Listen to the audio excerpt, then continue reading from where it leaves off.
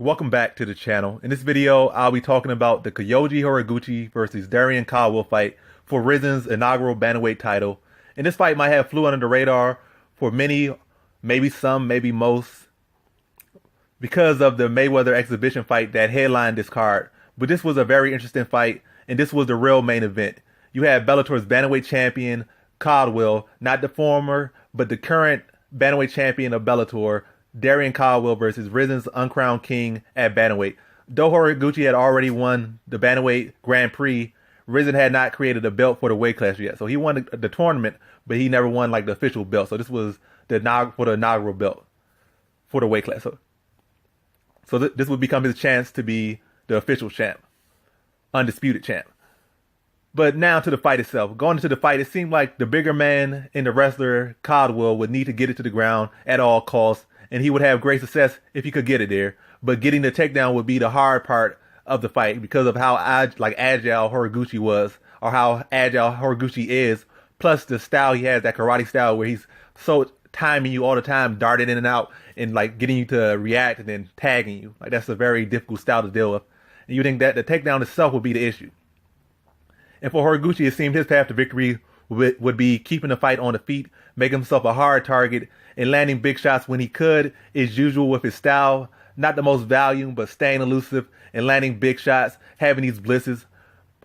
But the fight played out similar, but different. Caldwell got a takedown within the first minute, and really in the fight, he didn't struggle to secure takedowns, but he did struggle to maintain like dominant control. He had control, but he didn't have like dominant control. He wasn't really able to hold positions and land big shots. It was like kind of light shots and minimum control, but still control. But he did struggle with the springy Horiguchi, who kind of had like, you could say, best kind of not like compare him to is a Robert Whittaker type of defense. Robert Whittaker might not have the best takedown defense, but he is good at getting back to his feet once he gets takedown. So he might not have like 90% takedown defense, but once he gets down, he springs right back up. And that's kind of like what Horiguchi was like in this fight.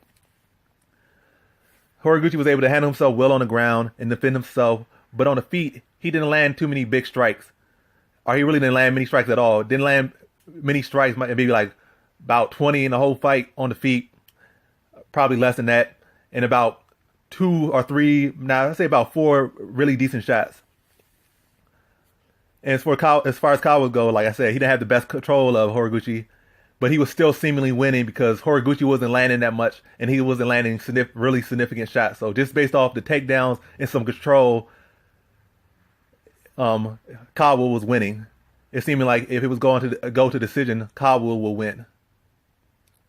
So, like I said, with the control, I think a lot of a important thing to note, or I think what attributed to the lack of control, I think the fight being in a ring played a big part because Caldwell oftentimes in the fight ended up having Horiguchi against the ropes, which he couldn't press Horiguchi against because the ropes, they don't, unlike the cage, they give in, so you can't really put too much pressure on them or use that as like a wall, like you could say, use with a cage. So Horiguchi would go through the ropes and stuff.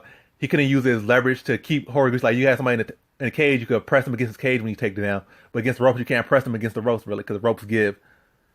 And or if you push them against the ropes, the refs will reset the fight and stuff. So it's like a lot of different issues with there. And also when you're securing takedowns, say if you want to press somebody against the cage, then use the cage to lift them up.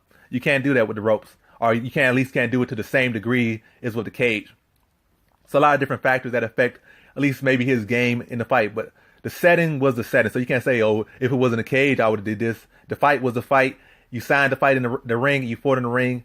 And you had to do what you had to do and make do with what you had. And he really, I guess, didn't adapt too much to that. But yeah, both men fought good fights. Then eventually Horiguchi caught Caldwell with a good punch. Caldwell took it well, changed levels, and secured a low single, and ended up in Horiguchi's guard. And from there, Horiguchi found a guillotine. Shortly after, laid against the ropes to secure leverage of the guillotine, then moved from the ropes away to sink it in. Caldwell eventually had to tap, and the guillotine struck once again for Caldwell. Caldwell suffered his second loss in his MMA career, and just like the first, it was by guillotine. Caldwell definitely needs to work on his guillotine defense, but also just needs to go back to the gym and keep working on improving instead of just like focusing on one thing that he has issue with. Just improve overall as a fighter. Don't just focus like I got submitted by a guillotine twice. let me work on my guillotine defense. Like, work on that, work on your overall skill. Definitely got to pick up your striking. So it's not just like you're just using your height to strike and okay striking. Just improve on your overall game. Don't just be a wrestler, but become a technical striker as well. Or just like in general, just overall, like I said, just work on your game. That's really all I'm saying. But now a little bit of positives. Caldwell is still Bellator's champ, and though this loss is a setback, it's not a huge one unless he chooses not to improve or doesn't improve from this loss. If he uses this loss as a chance to improve, then it's a benefit. If he doesn't improve, then it's just for nothing.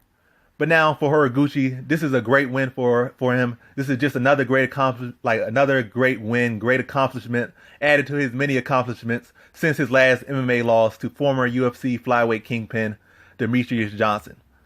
So the sky's the limit for Horiguchi. He's continuing to show improvements, stacking wins and titles, and gaining confidence with every performance, and has a bright future ahead of him, whether he sticks with Rizin and chooses to be like a dominant champ of this organization, or take his talents and take the risk to go to the UFC and try to be the best bantamweight in the world, undisputed. I know he can dominate outside the UFC, but I think he could also shake up the UFC's bantamweight division as well, and he could potentially become a champ there. So I know he's that good. He could potentially become a champ there. It might not be like you say, he's already is Rizin champion, but it might not be easy thing to say like he will become the champion, but he definitely has the skills and the upside to be a champion in the UFC as well if he keeps on improving. But now, to come to the conclusion, I think both men have great futures ahead of them and will only continue to grow and improve with each and every fight. But that concludes this video. Thanks for watching. Like, comment, and subscribe, and come back for more videos. Peace.